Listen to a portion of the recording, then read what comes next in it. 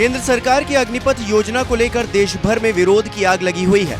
बिहार से निकली हिंसक विरोध की चिंगारी पूरे देश में फैल चुकी है। वहीं इसको लेकर बीजेपी और जेडीयू भी आमने सामने है।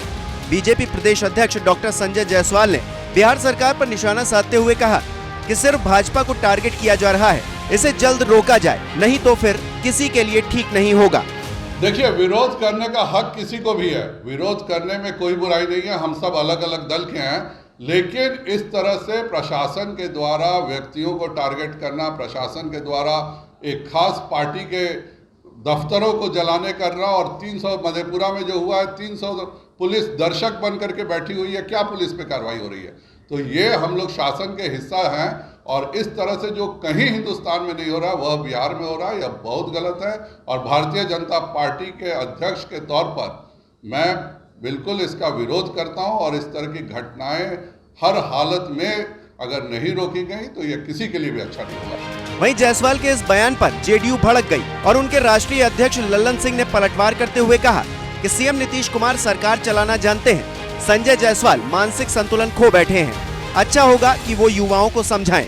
प्रशासन को कहां से क्या मतलब है भारतीय जनता पार्टी से और जनता दल यू से, लेकिन आपके जो आक्रोश से, जो छात्रों नौजवानों के आक्रोश के कारण जो आपका संतुलन, थोड़ा अपने को संतुलित करिए। जो संतुलन बिगड़ा है उस संतुलन का प्रभाव है कि आप अनर्गल आरोप प्रशासन पर लगा रहे हैं। नीतीश कुमार जी प्रशासन चलाने के लिए सक्षम व्यक्ति हैं, और देश में गुड गवर्नेंस के का उनको पुरस्कार मिल चुका है। तो इसलिए श्री संजय जायसवाल जी से शिक्षा लेने की जरूरत नहीं है, प्रशासन अपना काम कर रहा है।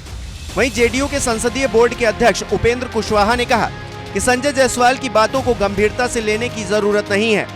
हर घर में एक ऐसा आदमी होता है जो कुछ भी बोलता है। प्रशासन अपना काम ठीक तरीके से कर रहा है। संजय जायसवाल जी को तो बोलने की आदत है, वो तो हर मामला में सरकार शराबबंदी का काम करेगी तो उसके खिलाफ बोलेंगे। अब कोई भी मामला हो, बिहार सरकार को टारगेट करने का जैसे उन्होंने मन ही बना लिया है, तो इस के चलते बोलते रहते हैं। सरकार बिहार में है, प्रशासन की बात कर रहे हैं, तो हम दोनों शामिल हैं। यह बात उनको समझना चाहिए, लेकिन इस बात को नहीं समझते हुए और अपनी बात कहते रहते हैं। देखिए, हम आप लोगों से भी आग्रह करते हैं कि उनकी बात का बहुत नोटिस मत लीजिए आप। वहीं मामले को लेकर संजय जायसवाल ने कहा था कि हमारे मधेपुरा कार्यालय में जब आग लगाई गई उस वक्त 300 पुलिसकर्मी मौजूद थे। बावजूद इसके इस घटना को अंजाम दिया गया। कई मामलों पर पुलिस ने बातें छिपाने की भी कोशिश की है।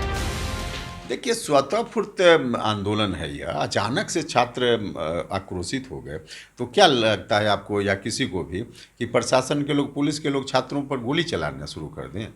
इस तरह का नहीं होता है ना। छात्र, नौजवान सब हम लोगों के घर के हैं, उनके अंदर जो गुस्सा है, उनके मन की जो आशंका है, उसको दूर करने का काम होना चाहिए। उसको दूर कर दीजिए। बाकी साथ ही उन्होंने विपक्ष पर निशाना साधते हुए कहा कि विपक्ष सोची समझी साजिश के तहत इन घटनाओं को अंजाम दिलवा रहा है। प्रदर्शन करने वालों में कोई भी छात्र नहीं है। छात्र कभी हिंसा नहीं करते हैं। ये उपद्रवी हैं जो विपक्ष के कहे अनुसार देश में अराजकता फैलाना चाहते हैं।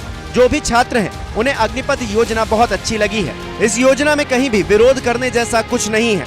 हम लोग अलग अलग दल के हैं तो आपत्ति होना लाजमी है, लेकिन वो आए और हमें इसका कारण बताएं कि इसमें क्या गलती है। अब दूर करेंगे भारत सरकार के लोग, क्योंकि निर्णय भारत सरकार का है और उसके खिलाफ लोगों के मन में आशंका है, तो दूर तो वही लोग करेंगे, भारतीय जनता पार्टी के लोग करेंगे, भारत की सरकार करेगी। अग्निपथ पर तो एकदम निश्चित रूप से पुनर्विचार की जरूरत है, और विलंब नहीं, तुरंत पुनर्विचार की जरूरत है। हम लोग तो मान ही रहे, हम लोगों ने अपनी बात पहले कह दी। बता दें कि पिछले कुछ दिनों में उपद्रवियों ने बीजेपी के 3 जिला कार्यालयों में आग लगा दी है। इस पूरे मामले में बीजेपी के 5 नेता निशाने पर रहे। पहले बिहार की डिप्टी सीएम रेणु देवी के आवास पर हमला हुआ, फिर बीजेपी के प्रदेश अध्यक्ष संजय जायसवाल के घर पे।